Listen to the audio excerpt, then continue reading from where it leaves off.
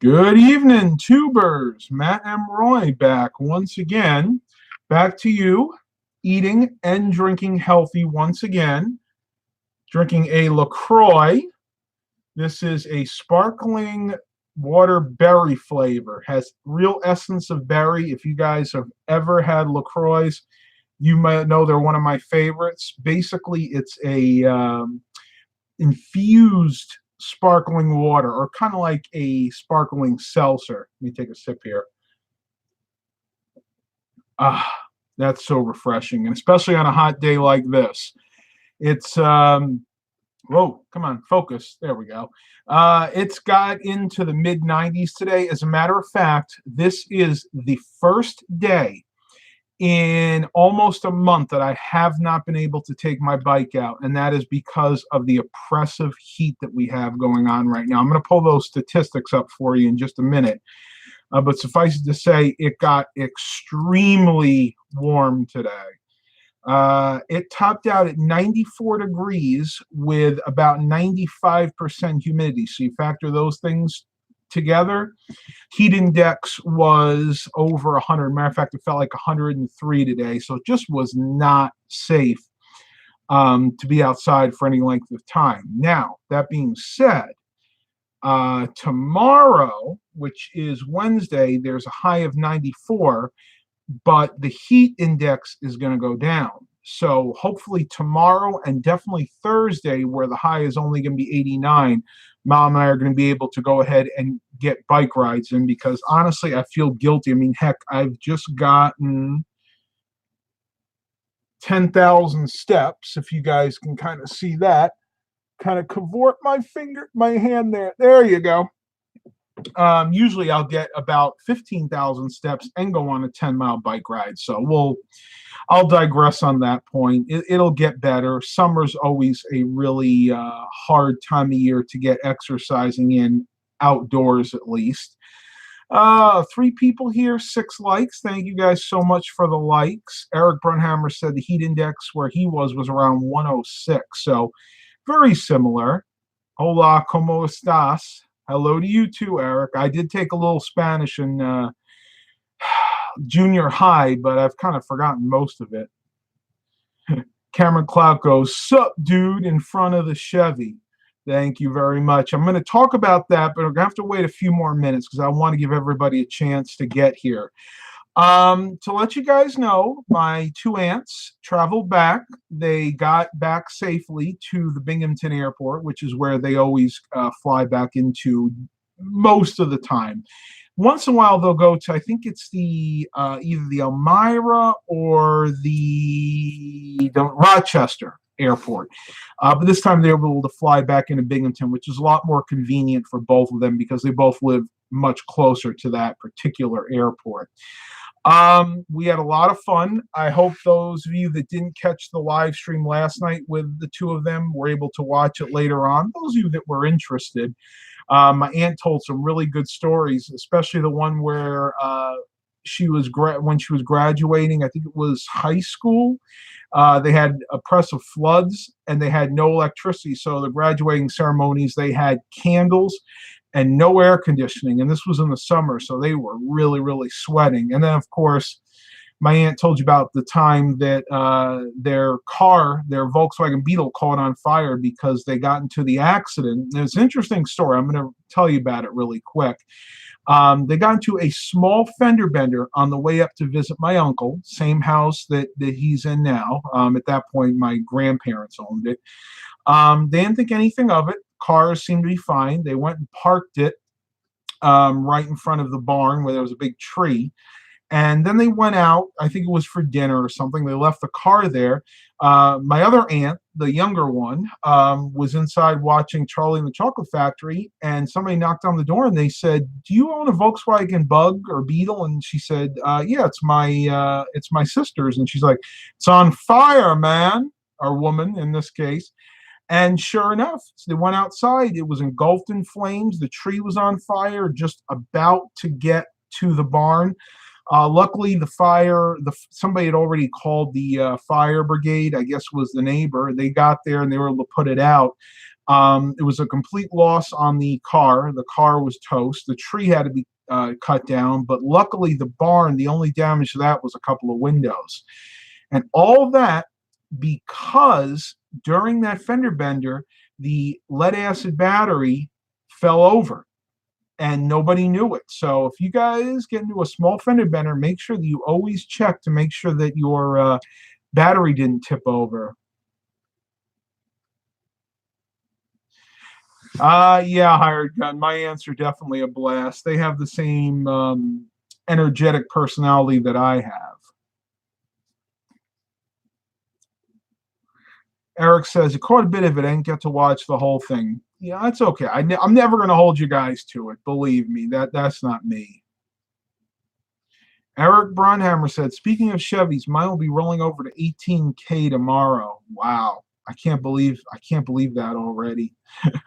He's got, what is yours? A 2017, 2018, I think it is. MB says, hey, Matt, just at the cafe waiting on my coffee, catching your stream. Awesome. Thank you for coming. Well, I think I've waited long enough. So the reason I'm doing this is because if you've noticed, probably noticed by now, I took the live stream down that I did in my car when coming back, where I talked about the 96 Chevy Tahoe, because I just didn't like the quality. It was really poor. It cut out at times, and it was just plain hard to hear. So I wanted to go ahead and do another quick live stream just to give you guys an update and maybe get a little bit of information. I know Eric is more mechanically inclined than I am when it comes to automobiles, and probably a few more of you out there are. So I think we got 10 watchers here. I'm going to wait a couple more minutes, maybe answer some questions. I'm going to get into the meat and potatoes of this particular video. Can we get a burnout with the Chevy? Maybe. I'm gonna let you guys know something. There's some good news and there's some bad news with this. So let's wait just a couple of minutes.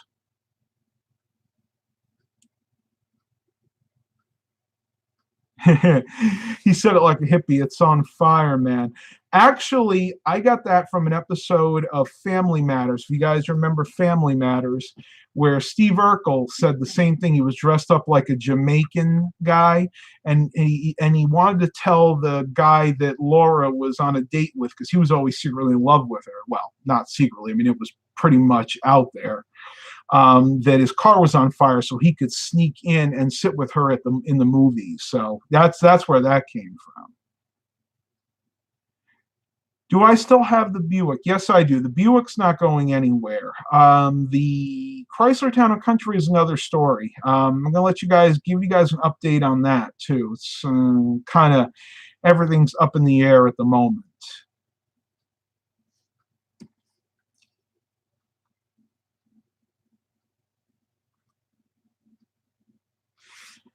I3 says I have a vintage Optimus STAV 3770. Trying to figure out a way to get the sound from a newer Blu-ray DVD.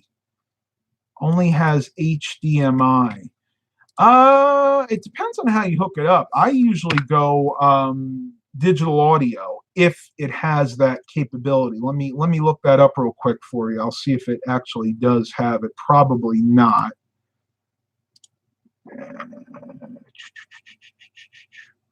That particular model does not have digital audio. Doesn't even have coax. No, that doesn't even have coax. And so your only option would be to use good old RCA cables. I honestly would probably look for something a little bit newer. Thrift stores, you can find deals on receivers all day long, 20, 30 bucks, sometimes even less than that.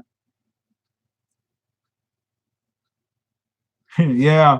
Imagine all the chicks you could fit in the back of the Chevy.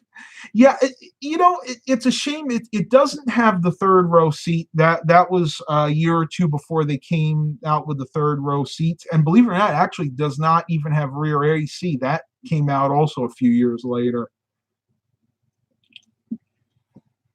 Caramel Cloud says, I made a Matt Emroy fans Facebook group for everyone out there who wants to join it. Yes, I saw that. I really appreciate that, Cameron. I'm going to open up that link real quick, see if there's been any activity.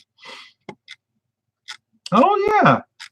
I love that logo, too. Believe me, I'm going to try to incorporate that. And I'm actively looking for a new intro for my videos, for basically my regular videos that aren't live streams, my regular uploads. So if you have any intros, if anybody wants to help me create one of those, just contact me either in a YouTube personal message or a Facebook message. And I could set it up with my Google Drive or something like that. But I'm really not liking that intro anymore, the one I have right now. So if you guys can help me out with that, that would be great. All right, I think we got enough people here right now. Okay, I felt I owed this to you guys because I kind of left you hanging the other day when I took that other live stream down. I know everybody's been asking, Matt, what's going on with the 96 Chevy Tahoe? Okay, I want to preface this by saying that I was excited about it, but it was by no means going to definitely be a keeper for me. I had actually acquired this at such a good price that I had one of two options. Either I was going to keep it and put a little bit of work into it, or I was going to flip it and maybe make a little bit of cash. Now, I haven't really decided what I'm going to do yet. It's all going to depend on whether or not Dad sells one of his cars.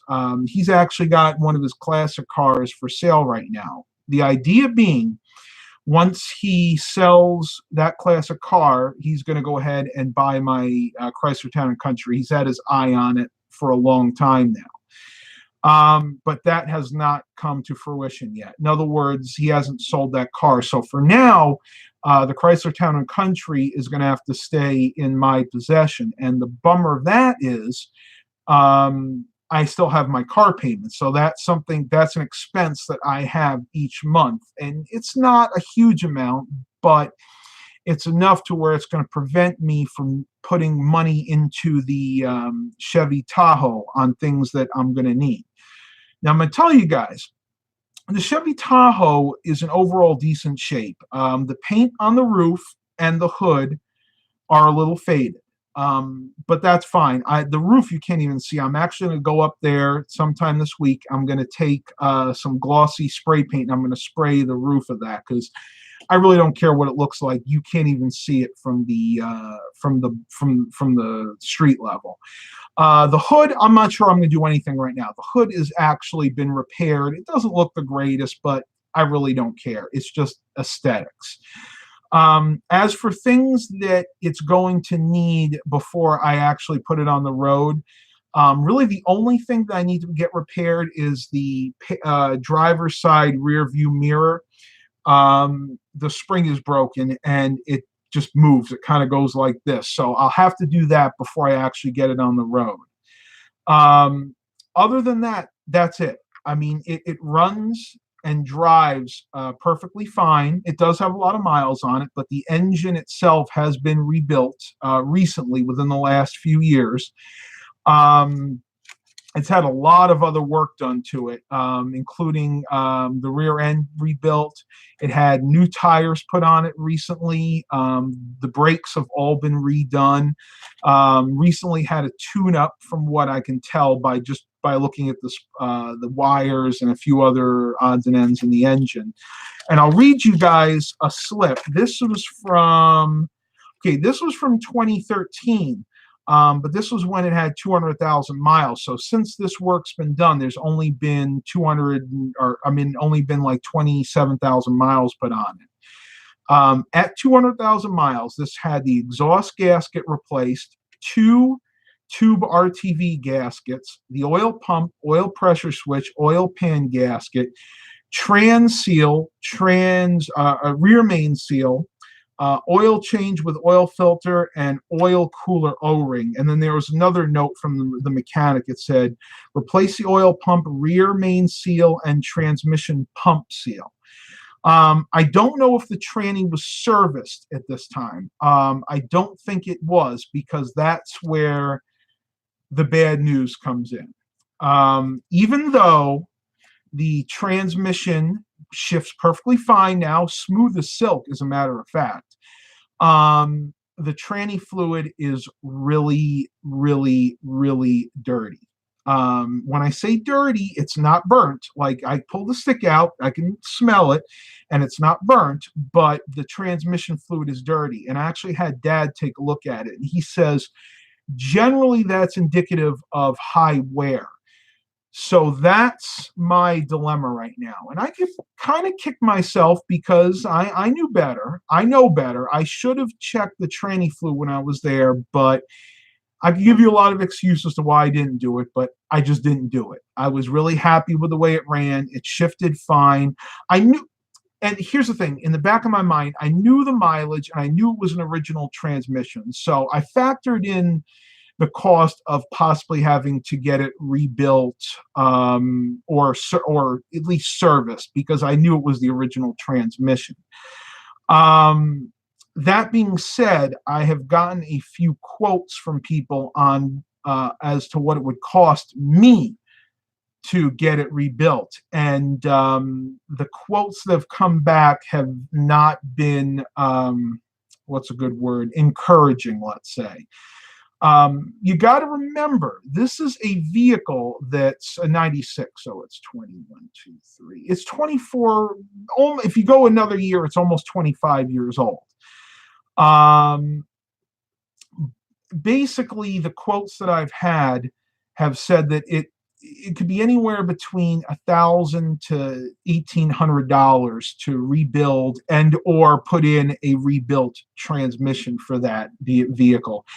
And honestly, it's not worth it to me. If I have to spend $1,000 in this vehicle and I have another $1,000, well, basically, I'm not going to tell you the exact way I paid, but it was around that $1,000 mark. That might be okay. I think I'd be okay spending that kind of money. But if I have to go any more than that, I think I'm just going to have to go ahead and resell the vehicle, because believe it or not, what I paid for it in its current condition, I've been told by a lot of people, Eric, you were one of them, that says that vehicle is still worth, maybe $1,500 to $2,000. So I could still make money on it in its current condition. I just need to decide whether or not I want to possibly have to put a transmission to this thing, maybe 10,000 miles down the road. So that being said, let me go and read some of these comments.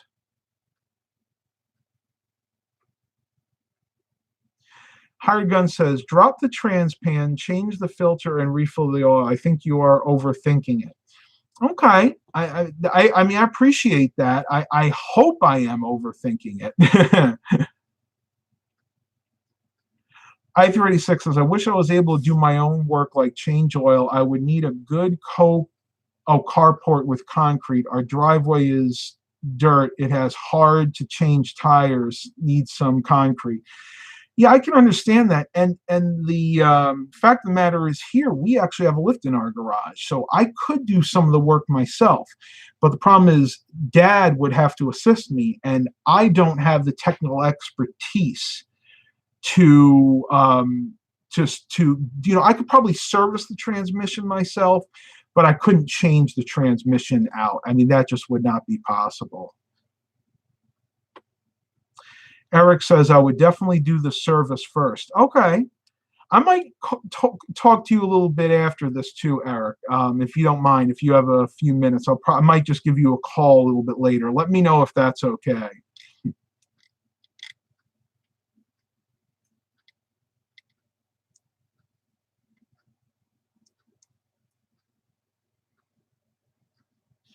Mark Covington. Hey, Mark. I didn't see you there at first, but he said, hey, Matt, would a Wii Fit be a good thing to buy from a thrift store for $10 and resell on Craigslist for a much higher price if it looks new in the box? No, I would not recommend buying Wii Fits. As a matter of fact, the last 3 Wii systems I bought actually came with the Wii Fit. And believe it or not, I didn't get any extra money for them when I went to resell them. And actually, one of those systems I went and traded into my local video game store, and they wouldn't even take it. So no, please don't buy that. It's like one of those things that was a niche. It was kind of like a fad, I guess you could say, when it came out, and now most people are, they just don't use it.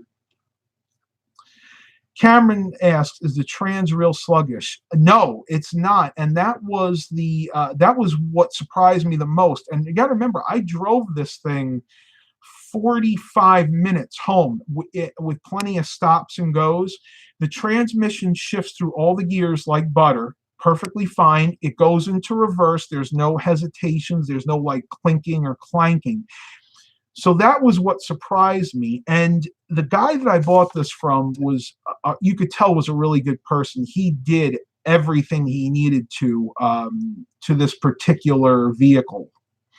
So I don't know. That's why I'm asking you guys. I'm trying to get more opinions from people that maybe have worked on these vehicles. If you've worked on these vehicles, let me know. And what I'm going to do within the next few days, I'm going to actually do a review of it. And I'll pull the dipstick out, and I'll actually show you guys what the fluid looks like. I36 says, those Chevys, sometimes those models of transmissions go out. It might have been rebuilt already. To the best of my knowledge, from what the gentleman told me, it had not been rebuilt. As far as he knew, and there were only been two people that own this, him and another person that he knew. That is the original transmission. It is. It is a 4x4. Yeah, it's four-wheel drive. And that does work. I actually tried that the other day. That's the thing. Most everything in this vehicle works just fine. That's why I'm so reluctant to sell it on. If I can get a decent quote on a tranny rebuild, realizing I'm not going to probably have to do it right away. But I know in the future this vehicle is going to need it. If I can find a decent quote on that, then I will consider keeping it. But I can't spend, you got to realize something, as old as this vehicle is, and as much as I do like it, it makes no financial sense for me to spend $1,500 on rebuilding a transmission. It just, if we combine that with what I paid for the vehicle, it's not worth it. I'd rather sell the vehicle to somebody now that maybe is a mechanic and can do the work themselves. I mean, heck, the trans rebuild kit for that particular vehicle on eBay is only like $150. So if you don't factor in the labor, realistically, a mechanic can do it for probably $200. So I don't know. Like I said, that's why I really want to get your guys' opinions on this.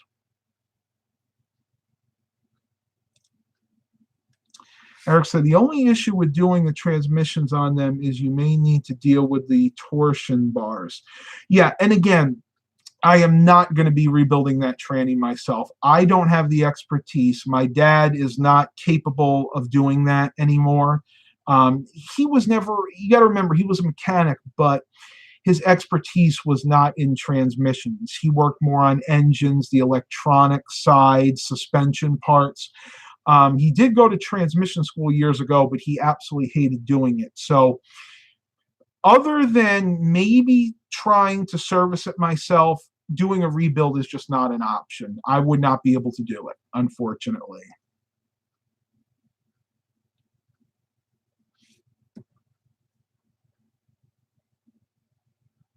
Any idea, Jonathan Grill says, by the way, any idea what's evap system purge A? No clue. Eric, you want to help me on that one? I'm telling you guys, I can talk a big game when it comes to cars, but when it comes to a lot of the finer points of it, I really don't know a heck of a lot about them, honestly. It's talking about the EVAP. I'm looking up right now. The EVAP emission system prevents fuel vapors in the fuel tank from escaping into the atmosphere. Oh, it's one of those pollution control deals. And when those go bad, I do know that they can cause the check engine light to come on and a whole bunch of other weird stuff. Eric goes, the torsion bars are the front springs on the truck. The one end of them is in the transmission mount, but I don't know about the Tahoe. Okay, thank you, Eric. I tell you guys, I really appreciate it when Eric comes here because he knows a lot more about automobiles than I do.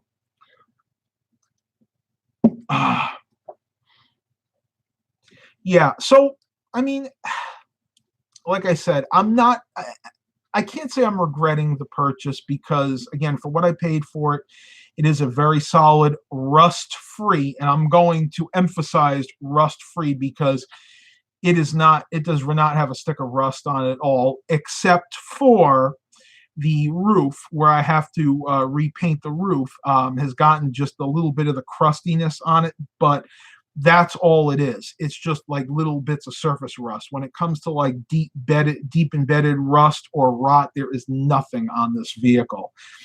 Jonathan says the shop purge A could be the purge valve. Get a shop to do a smoke test on it. If it's a modern vehicle, almost anything you have to do with them, especially when it comes to pollution control systems like that, you have to bring to somebody who has a dealer level scan tool. If you guys watch Scotty Kilmer, he'll tell you the same thing, and he actually has one. There are other options, though. You could find what they call like a backyard mechanic, and they might be able to do it. Eric goes, rust is why I bought my mom's van from Virginia, LOL. Yeah, absolutely. I mean, vehicles in this area, as long as they've been from this area or south, tend to not have any rust. And I know it in the case of this Tahoe, it was a North Carolina vehicle in state North Carolina, so they didn't even have the corrosion from the salt water. So, like I said, it's going to be a tough call. So I don't want you guys to be disappointed if I do inevitably wind up selling it on, because that is still a very real possibility. Again, when I saw the vehicle, I knew price-wise that it was a good buy for me or for somebody else. So we'll just have to see what happens. And I will say one thing in defense of the Tahoe, and one thing that makes me really want to hold on to it. The earlier models like this, pre-1998, were much simpler to work on. It was a much less complex computer. It had the better, was it the 5. It's got a 5.7 liter Vortec 350, and it's the Spider injection, they call it. It's just a much more simple system. And yes, they can fail. They have been known to fail in the past, but they're also much easier to repair and cheaper in the long run. We got 15 watchers and 8 likes. That is awesome. Well, I think we've come to the point where you guys can interject. I'm feeling pretty good. So if you want to ask me any questions or anything like that, I'm pretty much an open book for most things. Mark Covington says, hey, Matt, my 2008 Chevy HHR was purchased for me at Newmarket Motors here in Newport News. I'm not familiar with Newmarket Motors. The only two dealerships I've ever really dealt with in the area, Performance Buick, which sadly now is defunct. It was very close to me. They tore it down and they built a Lidl grocery store. And it was called Great Bridge Auto Sales, which has since become Wine Automotive. And I actually bought Performance Buick. We actually bought 2 of our Buicks. We bought Mom's 97 Park Avenue and my 2003 Buick LeSabre, the first one. And then at Wine Automotive, or at that time Great Bridge Auto Sales, is where I purchased the 2010 Chrysler Town and Country. Nick Roberts is the Toyota fanboy here. Yep, I know you are, Nick. I know it. Yes, and I am not going to disagree there. Toyota makes a very solid, very reliable vehicle. There's no question about it. Their reliability is pretty much second to none. The only reason I didn't consider a Toyota is because it's a foreign vehicle, and it's much more expensive for me to get repaired. You got to remember, my dad being a domestic mechanic, many of his friends that can do work for us are also domestic mechanics. So it's much cheaper in the long run for me to own domestic vehicles, aka Ford, Chevys, Mopars. Cameron Cloud asks, can we get some more dining out vlogs and food review blogs in the future? Okay. Yeah. You guys are definitely going to be seeing some more food related videos. I'm not going to say they're going to be specifically dining out videos, but one of my mom's, well, really my mom's main birthday present she got from my aunt, which I have not shown you and I'm not going to tell you about. You're going to have to wait to hear about that in the next vlog, is going to help aid in that process. So stay tuned. I think you guys will be really interested to see what new cooking videos we're going to have coming up. And that's all I'm going to say about that. Nick Roberts says, do Dollar Tree food review again. I can do that. I really, honestly, they have not been getting a lot of new products in recently, and I've actually been a little upset about that because in years past, Dollar Tree has been very variety oriented in their food offerings, and lately they just had the same old stuff. And I'm not just talking about the frozen food. I'm talking about the packaged goods, the canned goods, the jarred stuff. Everything is just like the same old, same old. So what I'm going to do next time I go into Dollar Tree, I'm going to just look down the aisles. If I see anything new that looks interesting, I'll snag it and I'll try to do a food review on it for you guys. Cameron Clout goes, my favorite vlog was you in Las Vegas. Is going to Las Vegas in September maybe is going to Las Vegas in September because your vlog. Oh, awesome. So I get here from that. You're going to be going. If you're going to go to Las Vegas, you have to check out the Excalibur. That is one highly underrated hotel. It is one of the older ones, but if you are a video game nerd like I am, in the basement of the Excalibur, they have a giant arcade. The entire basement is one giant arcade. And in one section, they have a Pac-Man machine that is the size of that wall right there. So that, if for me, was an awesome, awesome thing. And I was able to play it. I actually played against a 12-year-old boy that was there. He gave me one of these looks. Please, please, please play it with me, because there wasn't anybody else around. So I was like, yeah, heck, I'll play against you. And we had a ball. I must have been there for a half an hour playing Pac-Man. Is Pac-Man? No, it was regular Pac-Man. I don't think it was Ms. Pac-Man.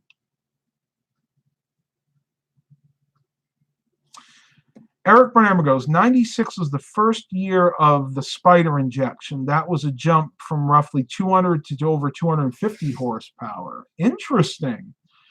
I didn't know that was the first year. I honestly thought 95, but that kind of makes sense because I think 96 was the big redesign of the interior where they went from the real boxy looking dash to the more curvy dash. So that does actually make sense. Andre Mallory says, I spy a candle burning. Yes, you do. It's a cinnamon apple Christmas candle I picked up at the thrift store the other day. It's got an okay smell. Honestly, lately I've been going to our Roses discount store and getting theirs. They're the old Williamsburg candles, about that size, for $3. Incredible deals there. If you guys have a Roses discount store near you, definitely check it out. It's in a really weird spot in ours, though. It's right outside the automotive section.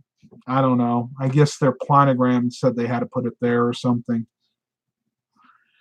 Mark Covington goes, hey, Matt, how is your father doing? Has he yet recovered completely from the surgery? Oh, I appreciate you asking about that. Yes, he has. As a matter of fact, he is checking his pulse with his oximeter twice a day, 2 or 3 times a day. I think he's doing it twice, though. But his pulse rate is remaining in the 70s, which is actually very good for him. Before he had this procedure, and it was called a cardiac. Let me look this up real quick.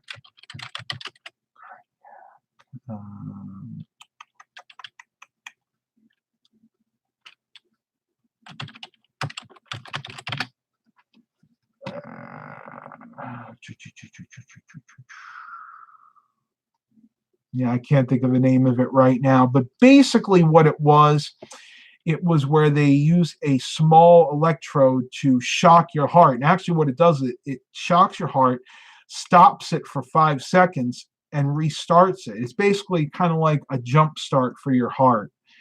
Cardiac. Hey, Mom.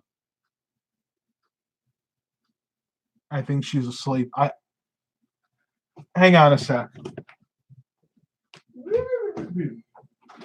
What was the name of the procedure Dad had done? A cardiac inversion. I think. Inversion. I think it was a cardiac. Okay, thank you. Woo! Sorry about that. I had to ask Mom. It was called a cardiac inversion, is what it was. If you guys can look that up if you're really interested. But it's something they do on a pretty regular basis for people that have AFib. And it's really worked wonders. He's actually he's had it once. You may have to have it done again. Sometimes the heart goes back into AFib, and it has to be done a couple of times. My aunt's actually had it done 2 or 3 times.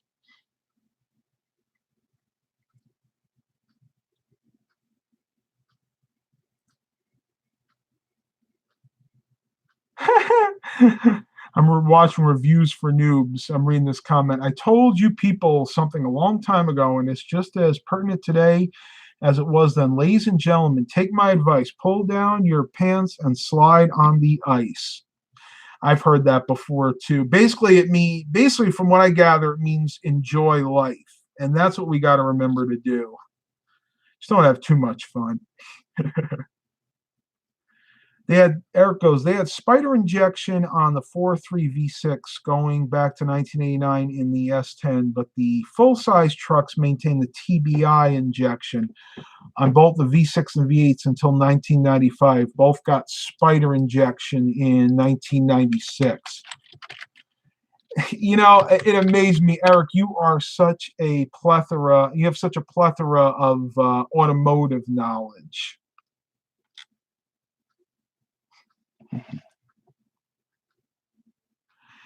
I had a 97 Chevy C1500 with the Vortec V6. That's interesting. I didn't know that they had I guess they would have had a V6 option in that, definitely. Honestly, that was a really good engine, too. If you weren't going to be pulling a trailer or anything, I mean, the V6 was perfectly fine. Take a picture of that real quick. I think, that's the 2-door, right? Yeah, that's the 2-door. Including my 96 Tahoe, those are one of the best looking GM vehicles in my opinion. I just really, really loved that design.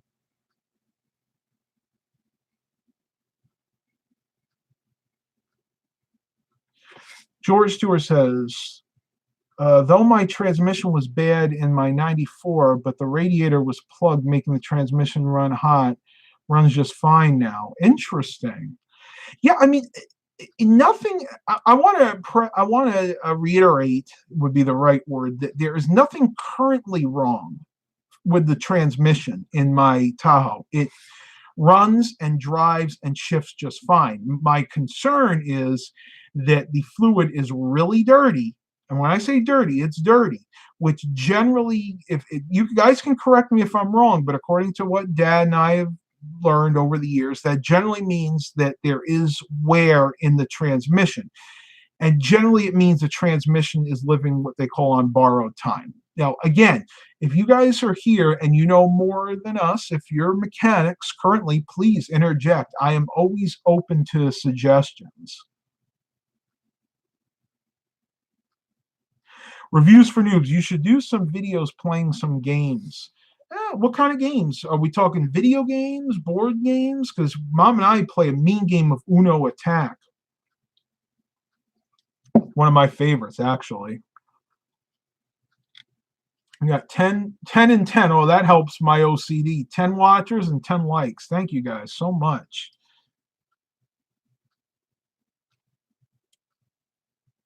Uno. Yeah, Uno Attack is basically the souped up version where there's a machine that you have to, at certain points, you have to push the button and it'll actually spit the cards out at you. Look it up if you don't know what it is. It's a real fun game. And somebody came in to see us. Hi, Bax. Whoa. Whoa. Whoa. Hernia cat here. I say that because he is very heavy. Hey, Bax. You want to say hi? Go say hi, big kitty. I think he had his dinner and now he's ready for a nap. Say hi to the YouTube audience. George says hi to you. Good boy. You good boy? You good kitty? He's a good cat. He'll let me hold him like this for a while. He prefers it when I'm standing now. Eric goes, I'm a square body Chevy, specifically the 74 to 79 fanboy. To me, those, as well as the 78 Ford trucks, are some of the best looking trucks ever.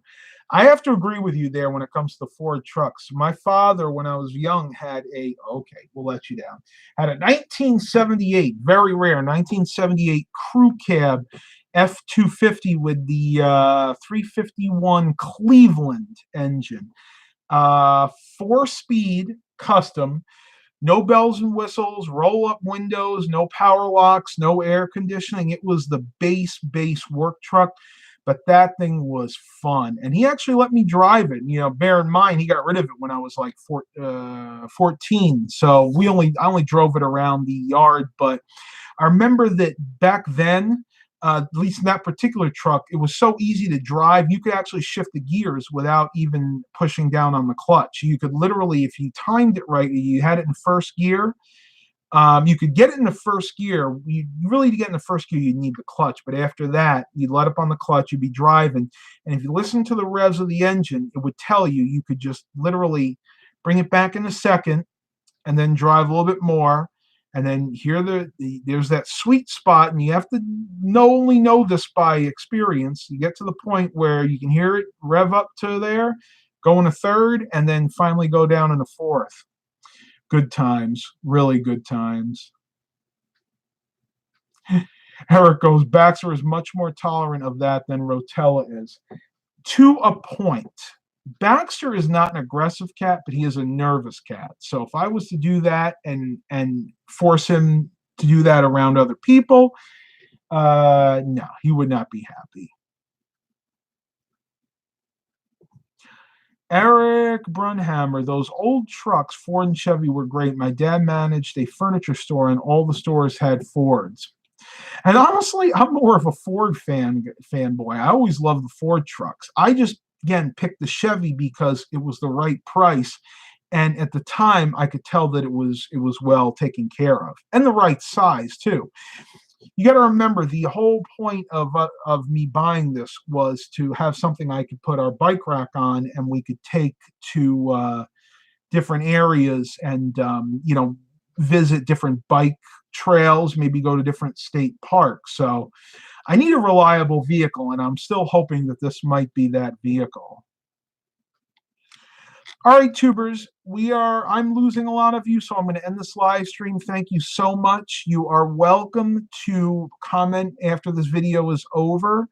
I will read them as much as I possibly can, and I'll keep you guys updated on the vehicle and many other things. So please continue to like and subscribe. And as always, have a blessed day, everybody.